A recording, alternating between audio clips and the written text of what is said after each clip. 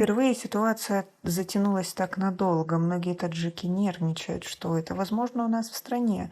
Страшно выходить. Подписывайтесь на обновления и точно будете в курсе всего самого важного.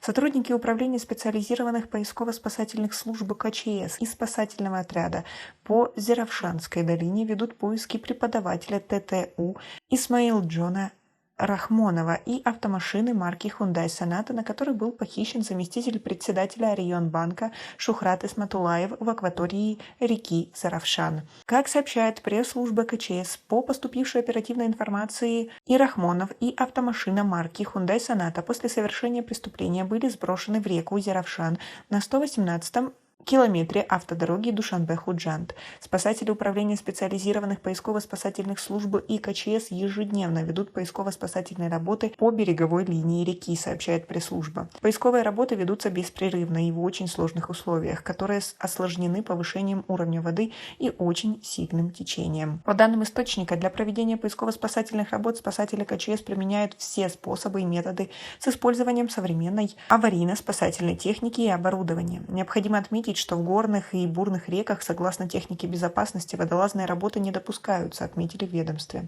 Напомним, заместитель председателя ОАО «Районбанк» Шухрат Исматулоев был похищен 23 июня примерно в 20:10 на улице Закариюи, Рази, в районе Исмаили-Самани, Душанбе. Согласно данным МВД, это преступление совершила организованная преступная группа из 4 человек.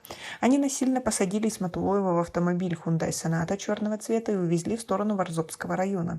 Последний раз она была замечена на территории Махали-Чагатай, после чего ее след пропал. По данному факту возбуждено уголовное дело, ведется предварительное расследование, проводятся оперативно-розыскные мероприятия. Министерство внутренних дел также обещало лицам, предоставившим информацию, которая поможет раскрыть это преступление, вознаграждение в размере $30 000.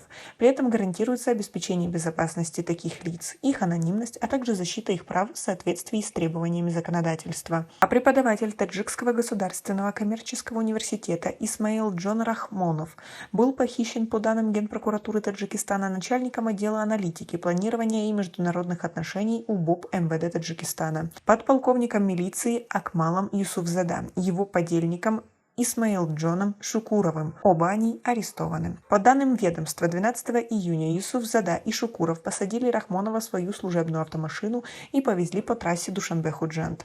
На 118-м километре они, связав ему руки, предположительно выбросили Рахмонова в реку Фандарю, говорится в сообщении прокуратуры.